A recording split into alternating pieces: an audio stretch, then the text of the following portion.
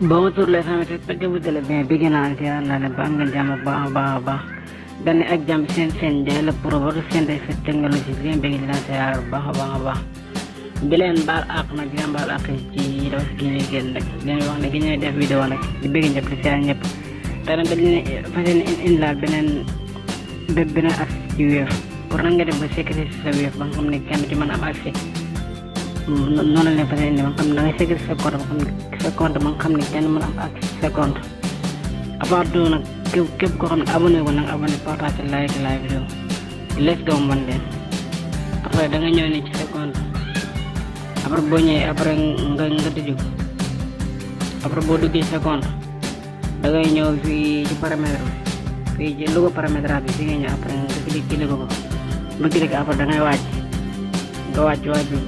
bi fii ñu la bindal vos appareils connectés après nga koy cliquer boo cliquer après li indi téléphone yi ci connecté wu ndax instant bi ci sama téléphone kese la sama compte connecté wu après da nga ñëw fii ñu bindal limiter le compte Wave ces appareils après nga koy cliquer mu bindal la limiter le compte Wave ces appareils si vous limitez vos comptes Wave en cet appareil vous serez déconnecté de tous les autres appareils auxquels vous êtes actuellement connecté après nga di bés limité maanaam boo ko limité ci sa appareil kese lay connecté wu su fekkoon daa connecté wu ci appareil day déconnecté wu ci appareil yooyu ba xam ne ci sa appareil kese lay connecté ba xam ne kenn mën a accès sa compte nga xam ne même bu kenn jëlal sa compte tamit sa numéro téléphone ci Wave ci compte am ci Wave ci téléphone am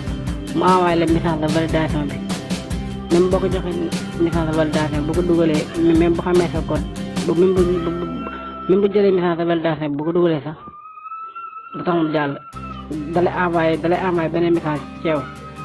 bi bindal la oui ou non defal la c'est autorisé defal la ndax yaa ko autorisé pour mu utiliser sa compte wala déet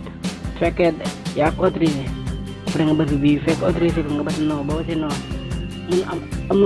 mënul def neen ba am accès ci sa compte